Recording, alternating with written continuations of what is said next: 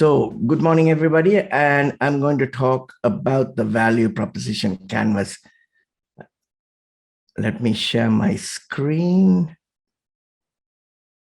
So the value proposition canvas is an extension to the business model canvas. And I see these two tools as being two amazing tools that I have been using ever since they were first released. As I've mentioned, business model canvas, I came across that in 2010, at which point I had already finished my journey. And I went, wow, this is amazing. And a few years afterwards, Alex Osterwalder came up with this value proposition canvas. And it took me a while to get my head around it. But now I really absolutely love this tool. And I continue to use it. As you know, we are walking on a similar journey to you, and it's called Hebe Adventures. And we've used both the business model canvas and the value proposition canvas. So the value proposition canvas shows how you create value for your customer, whereas the business model canvas shows how you create value for your business. So you can get a snapshot of how your business operates when you do the business model canvas. Then we take each of those customer segments, create a value proposition canvas, and that shows us how we are creating value for that particular customer segment. So I'll start by saying this is a LinkedIn post of how I bring all the different tools that I have used, like lean startup, design thinking, design sprint, agile project management, in the development of what I call a new product. And it has, it has grown from, customer discovery. Many of you are in that phase. That's me with Steve Blank, to business model innovation with Alex Osterwalder. Lean startup is from Eric Ries, and design sprint is from Jake Knapp. And the process, as I have defined it, takes me through three phases. And many of you are in this phase one, which is really the problem definition. And I always start with the business model canvas, right? So we try and map out how our business, then we have the value proposition canvas, and then we start to really talk to customers, as we call the customer discovery process. And then we can use design thinking to find solutions. I always say start with the problem and then figure out what's the solution. Use design thinking. And there is a process specifically called design sprint, which is a 5-day process to validate that, yeah, you have really got this. It's a way to be able to put yourself in the customer's shoes and see how they react to your product. And then we come up with this concept called a minimum viable product. And then ultimately, we start to build the product. Okay, that's very quickly the process. And let me now start talking about the value proposition canvas itself. So as I said, it helps to create value for your customer. And it's got two sides to it. We have the value map, as we call it, on the left-hand side, and the customer segment piece on the right-hand side. Now, when you look at this, you can see that there is a square and there is a circle. And remember, this has been created by PhDs. So everything, when you look at even the business model canvas, everything, there is a purpose behind everything. Now, I haven't spoken to Alex, and I keep saying one of these days I need to ask him, but my interpretation is that most of us start with the left-hand side, which is the solution, and we try to ram that down the customer's throat. And so what this is saying is you really can't take a square peg and put it into a round hole.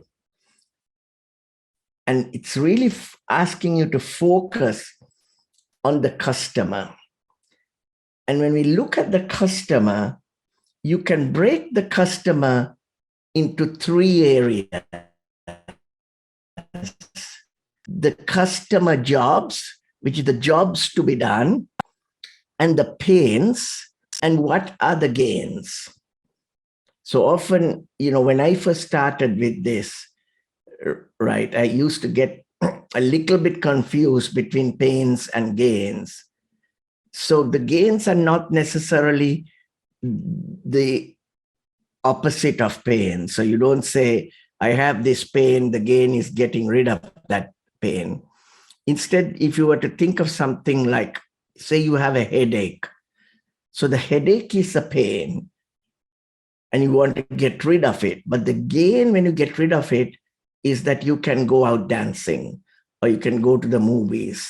So what are the gains we can get? What are the pains that holding us back? But the best part of this is understanding what's the job to be done, right? And that, to me, was a game changer. Understanding jobs to be done. Clayton Christensen says, if you really understand the job, how to improve the product becomes just obvious. So I'm going to play a short clip of the job to be done. Let me just stop sharing my slides and play a Clayton Christensen clip. We decided that the way we teach marketing is at the core of what makes motivation difficult to achieve. The most helpful way we've thought of it so far is that we actually hire products to do things for us. And understanding what job we have to do in our lives for which we would hire a product is really the key to cracking this problem of motivating customers to buy what we're offering. So I wanted just to tell you a story about a project we did for one of the big fast food restaurants. They were trying to goose up the sales of their milkshakes. They had just studied this problem up the gazoo. They brought in customers who fit the profile of the quintessential milkshake consumer. And they'd give them samples and ask, could you tell us how we can improve our milkshakes so you'd buy more of them? Do you want it chocolatey or cheaper, chunky or chewier? They get very clear feedback. They would then improve the milkshake on those dimensions, and it had no impact on sales or profits whatsoever. So one of our colleagues went in with a different question on his mind, and that was, I wonder what job arises in people's lives that cause them to come to this restaurant to hire a milkshake. So we stood in a restaurant for 18 hours one day and just took very careful data. What time did they buy these milkshakes? What were they wearing? Were they alone? Did they buy other food with it? Did they eat it in the restaurant or drive off with it? It turned out that nearly half of the milkshakes were sold before 8 o'clock in the morning. The people who bought them were always alone. It was the only thing they bought, and they all got in the car and drove off with it. So to figure out what job they were trying to hire it to do, we came back the next day and stood outside the restaurant so we could confront these folks as they left, milkshake in hand. And in language that they could understand, we essentially asked, excuse me please, but I got to sort this puzzle out. What job were you trying to do for yourself that caused you to come here and hire that milkshake? And they'd struggle to answer, so we'd then help them by asking other questions like, well, think about the last time you were in the same situation needing to get the same job done, but you didn't come here to hire a milkshake. What did you hire? And then as we put all of their answers together, it became clear that they all had the same job to do in the morning, and that is they had a long and boring drive to work. And they just needed something to do while they drove to keep the commute interesting. One hand had to be on the wheel, but somebody had given them another hand and there wasn't anything in it. And they just needed something to do while they drove. They weren't hungry yet, but they knew they'd be hungry by 10 o'clock, so they also wanted something that would just pull down there and stay for the morning.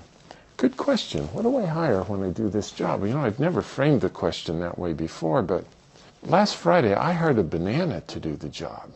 Take my word for it, never hire bananas.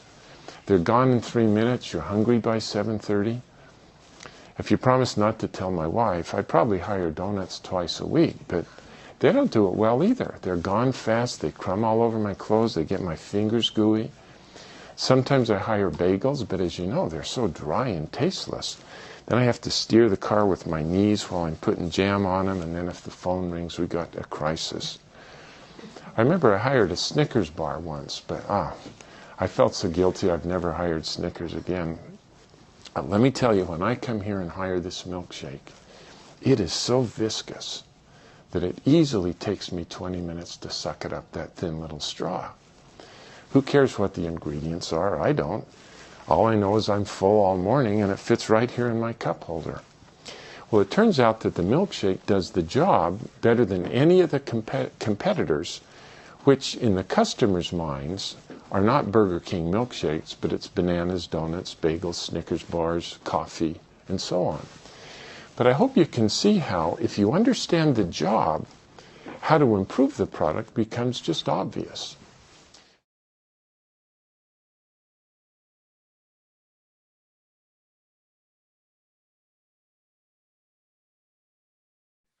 Yeah, this concept of understanding what's the jobs to be done is so powerful. And I'm going to speak a little bit more. Let me go back and share my slides again. So when you're looking at jobs to be done, right, you can see that often we think of jobs as purely functional jobs, like get a task done. But think also that there are emotional jobs, social jobs, and supporting jobs. So there are different jobs that people want to get done, right? How do you want to feel? How do you want people to perceive you? And what do you think you need to get done for somebody else? So jobs to be done can be broken into multiple types of jobs. So don't just think of it purely in the context of a functional job. And, you know, some of the generic jobs maybe fix something or offer somebody advice or transfer ownership rights, you know, so many generic jobs out there. Now, the video you saw was Clayton Christensen, who's seen as the person who really took these jobs to be done and started to really, you know, make it well known. And today there's a lot of research being done in this area. And someone who does a lot of work would be Anthony Ulrich. His business is called Strategyzer. And he has come up with something called outcome-based innovation. And in that, he says, people just don't do jobs, but they are really looking for a measurable outcome. So when I do something, what's a great outcome that I'm expecting to see? So that's another way to look at taking the jobs to be done. And he has a jobs to be done canvas nowadays. Everything has canvases. And so he's created a jobs to be done canvas. And in that, you're really focusing on, okay, if I'm doing this, what's a great outcome for me? And this is a case study that Anthony Ulrich recently posted. And I'm using it here because I think it really drives home the power of jobs to be done. So he talks about how they engaged with the manufacturer of herbicides. And the manager there, really, in his mind, it was crystal clear what their customers' job to be done. And he says, well, it was to kill weeds. And he was certain that that's because he was creating a herbicide, right? But it turned out that this guy was wrong. That is not what the customer was looking to get done. What the customer, that's the farmer, was looking to get done was they were trying to improve the crops, right? They were trying to grow more crops. And the weeds were just getting in the way. So once the manufacturer understood exactly what it was that the customer was really trying to get done, they were able to expand their offering beyond killing weeds. Right? So this story illustrates a common problem that many of us face when trying to put jobs to be done theory into practice. Why? Because we look at it from the context of what we are doing.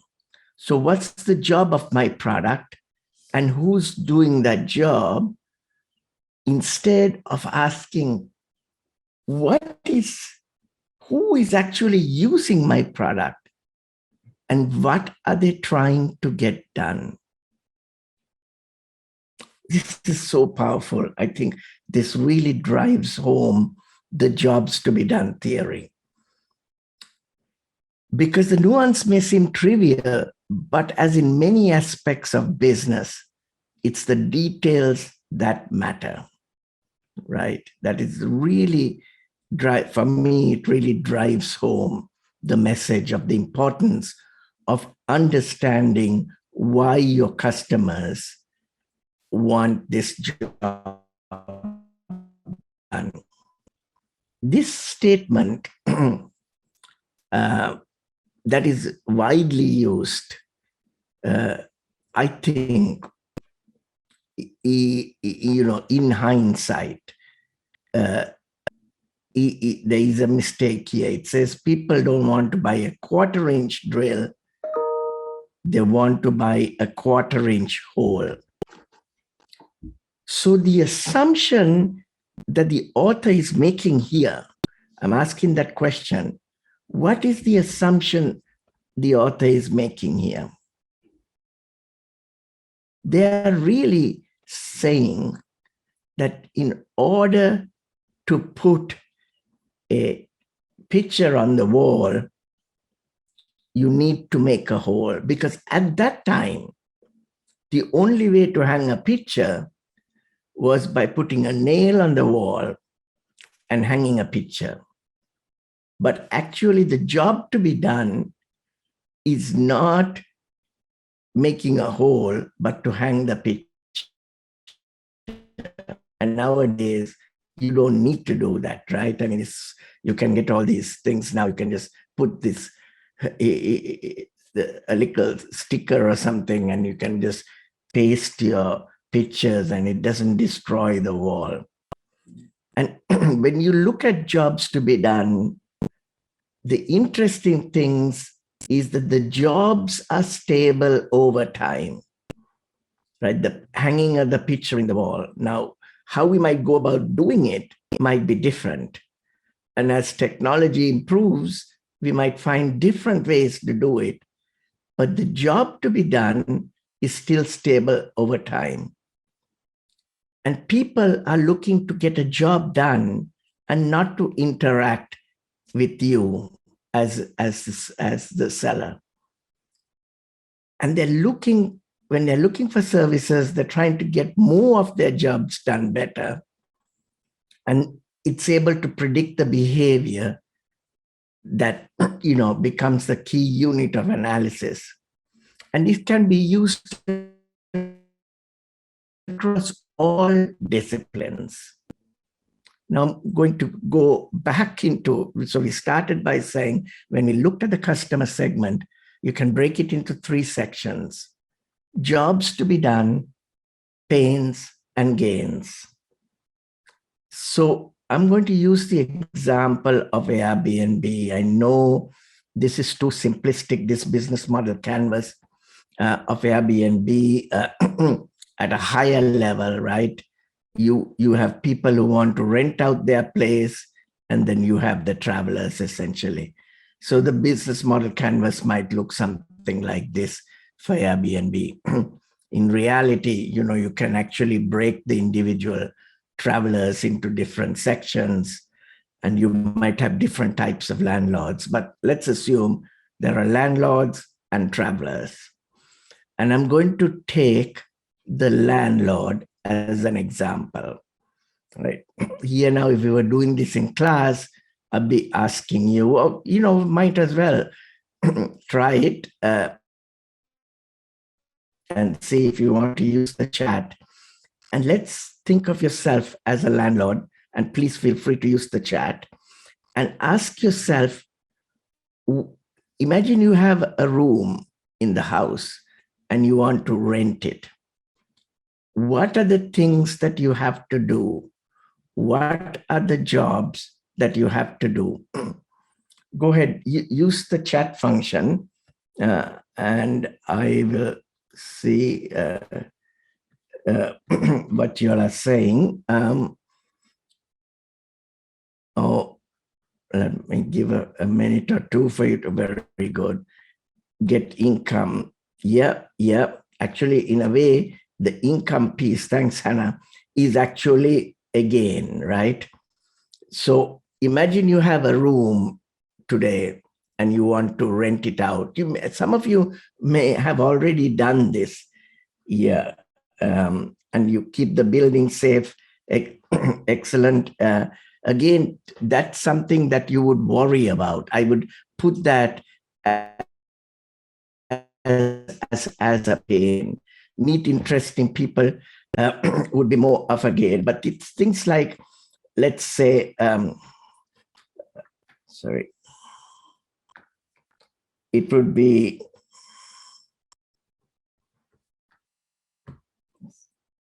things like, you have to clean the house. You'll have to be there to welcome the visitors. You should be able to manage the booking so that not too many people will be there. And you need to be able to announce it, right? You need to be able to make sure people know you're renting the flat. So these are the jobs that you have to do, right? You just have to make sure you clean the place. And now you've already touched on a few of the pains, right? So what would the pains be? You may find it difficult to get paid. You'd be worried you might rent the place and never get paid. You might get sued because somebody breaks a leg. You don't know turning up and sharing a room in your house. Could be a murderer, or they might, wreck the place, right? And then what are the gains? You've touched on some of those things, luxury visible to travelers. You get to keep in touch with visitors. You make money, and you just be able to be visible all over the world, right? So this piece here, the customer segment piece, you start here and you try and get into the shoes of your customer, understanding what are the jobs they're trying to get done, what are the pains, and what are their gains. And it's only after you do that, do you try to figure out the solution of what is it that I have to do. So you might say, my platform I want to create would need to have some matchmaking, it have to have an online booking and manage the agendas. So, or provide for damage insurance, secure payment, verify identity, provide for the revenue, provide a worldwide reach, have some review system, and create a community. So the left-hand side you do after you have done the right-hand side. And you may notice that there may be things on the right-hand side that you can't address.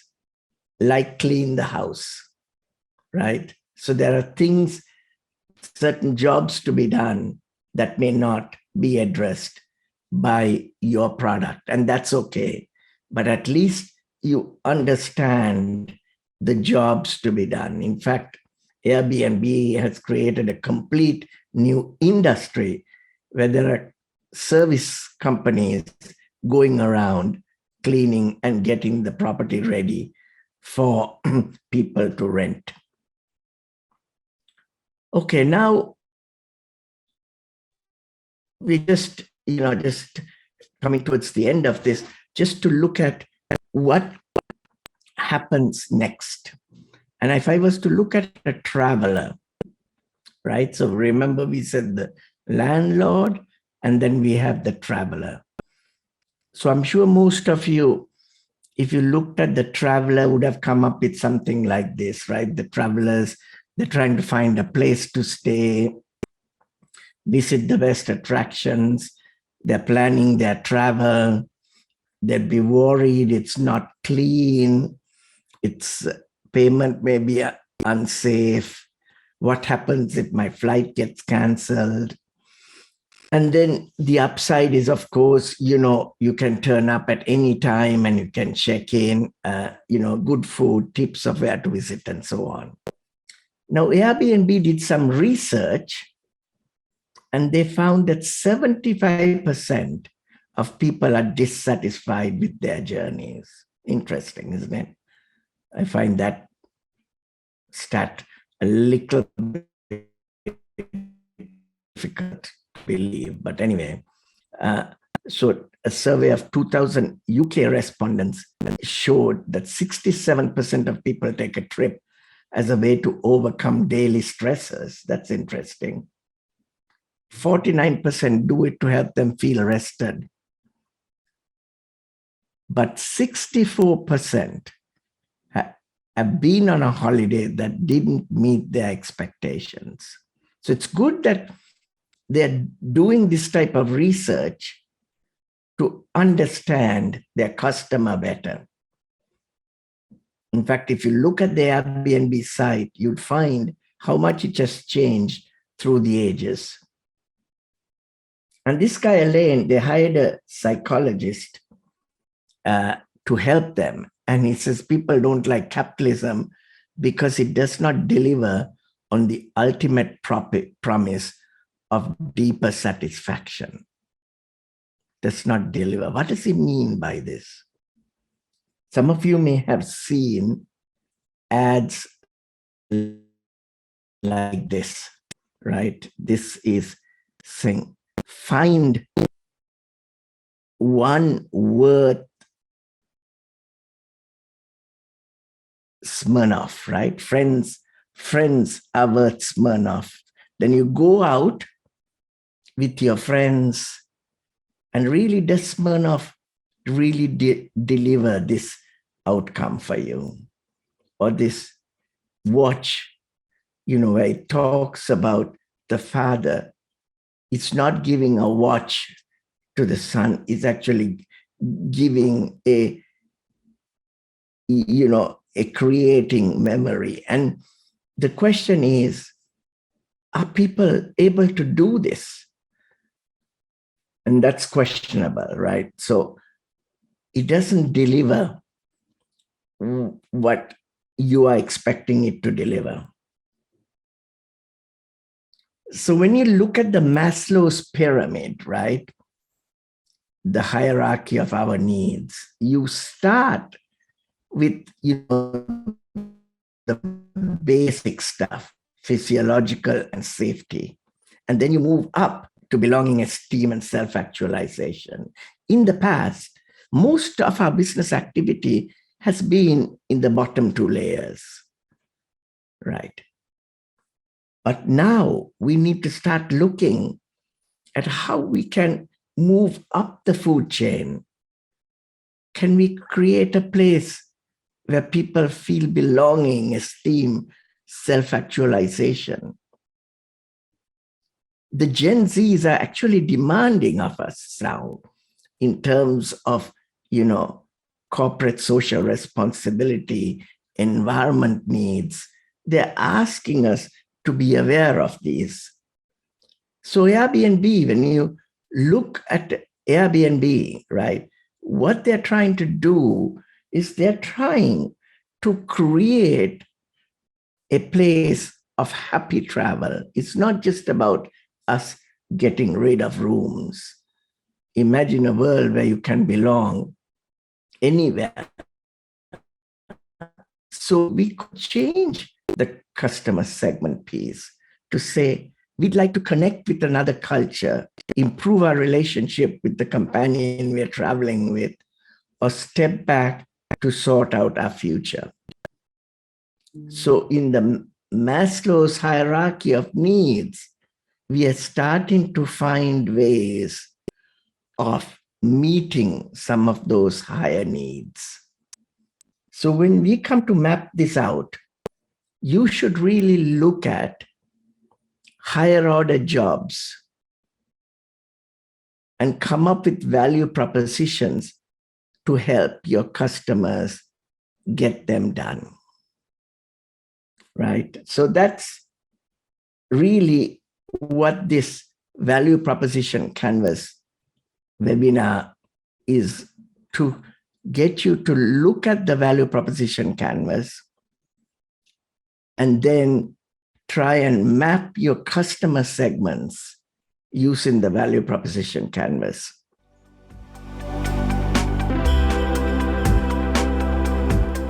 There are lots of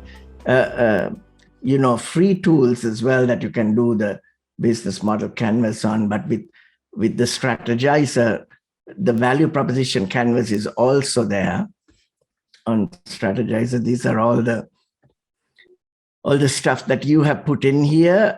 These are some of you have created them on the site. Ideally, do try and create like Surebright and Zulu and Joyce have done, create a folder and put stuff in the folder rather than be on the, so you can just go directly into the folder. I'll just create a new folder. I'm going to call it Raomal. In fact, I'll call it Hebe. And what I will do after this is I will actually move the Hebe stuff that I have just to show you as an example. So what we do, you have your folder, you go into your folder, and then you add. So you go in here, you add a new canvas like what you have done, right? And here, instead of saying business model, you go and create a value proposition, right? And then you have to give it a name.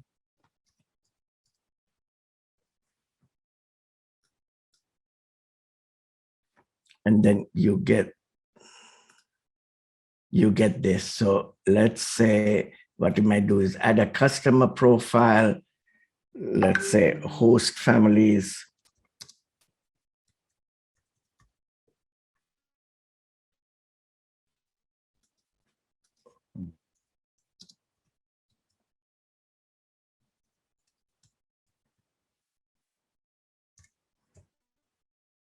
And then we start to write down the jobs to be done. And then we do the pains and then the gains, right? And then once you have finished that, even if you just focus on just the customer segment piece, then you can separately look at how you create a value map or a value proposition canvas, ultimately that links the customer segment with the value proposition. Now, just to wrap up. In this lesson, we're going to learn that sometimes you have to go back and forth between your value proposition and your business model to succeed. The value proposition canvas describes how you create value for your customer. But as the company, you're only going to succeed if you also have a profitable and scalable business model. So sometimes you need to zoom out from your value proposition and ask yourself, how am I going to deliver this value proposition in a profitable way? And if you can't, you might have to zoom into your value proposition again and change it slightly to create a profitable business model. Let's look at a real example. Hilti. Hilti makes light machine tools for builders. What's their business model? They make these high-end machine tools for builders on construction sites. They have a sales force and they sell through certain stores, so they have a one-to-one direct relationship. And they earn from transactional sales from selling these light machine tools. In the backstage, they need to manufacture these tools and they rely on a great brand name. So manufacturing and selling and branding is a main part of what they do. They work together with some manufacturing partners, and these three elements, the key resources, key activities, and key partners, give us the main costs. That was the original business model when they faced a substantial problem. What was that problem? Low-cost manufacturing. Hilti wasn't competitive anymore. So they had to ask themselves, how would they regain competitiveness? And they tried to understand the customer. And the customer's main job wasn't really to buy these tools. It was about managing, maintaining, and replacing these tools. Basically having the right tool at the right place at the right time. So Hilti changed their focus slightly, moved away from just focusing on construction workers, and they started targeting CEOs of construction companies. And they tried to understand the jobs of these CEOs, just finding and executing contracts, respecting deadlines, which means fleet planning and scheduling in order not to have delays. The pains of these CEOs is upfront investment in tools, broken tools, theft and delays, which lead to penalties and stress. The gains of these CEOs is to have profitable contracts, access to the newest tools, safety, uptime, and predictable costs. So Hilti, they asked themselves, what could they offer these CEOs in terms of value proposition? And this is what they came up with. Have you ever wanted to just focus on your work and forget about administrative issues and managing your tool fleet? If so, Tool Fleet Management, Hilti's long-term tool usage service, is for you. We take care of your tools while you focus on the job. Hilti helps assure that your team will have the best tools, each unique and labeled using RFID and an inventory number, so you can maintain control of your tool fleet. If something breaks down, no problem. Hilti has another way to make your work easier. We repair or replace your tools quickly at no additional cost. Hilti will also update your tools on a regular basis, always with the latest generation models. All this on a single monthly invoice. Let's map out this value proposition of the online fleet management system. In terms of pain relievers, they don't have any costs anymore related to repair and replacement, and they can sign up with a subscription, so there's no upfront investment. On the gain creator side, it gives them access to a great fleet of tools, and it leads to sound cost management. So perfect value proposition with a great fit. Now the problem is, this value proposition had an impact on the business model, so you need to zoom out to understand how this impacts the business model. So concretely, they started from an old business model, which wasn't competitive anymore. They designed a new value proposition, which had an impact on the old business model, so they would have to redesign it. Let's understand what went on here. So this is the old business model, and they turned it into a service-centric company. Let's overlay this with this sort of tracing paper.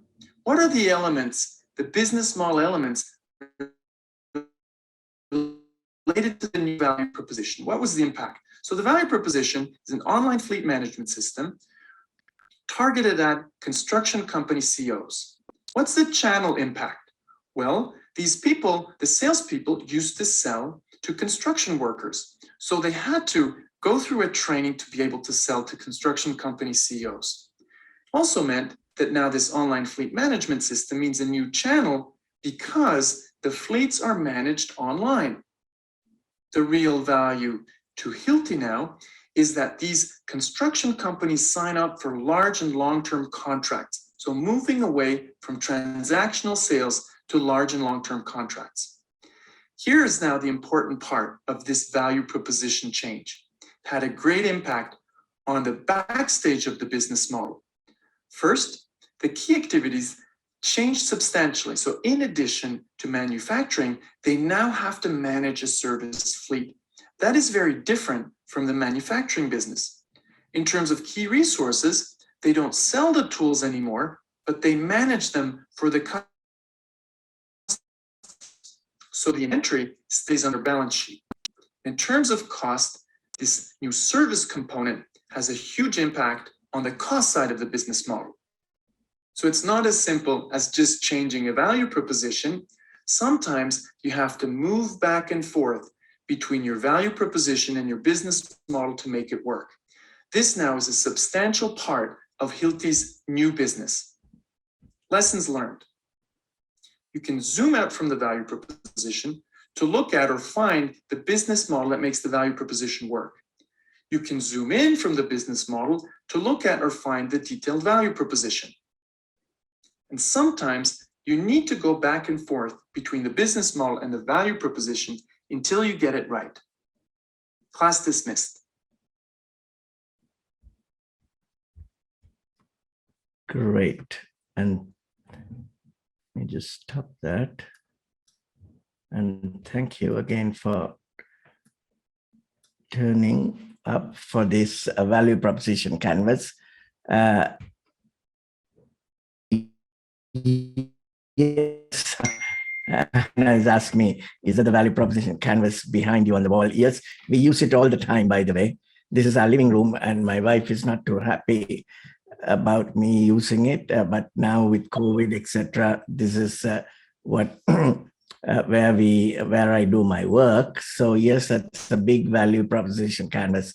And whenever we talk to customers and we run these things called design sprints, we do a value proposition canvas. And that's Lean Disruptor. But now with EB, we have done value proposition canvases because we have two main customer segments.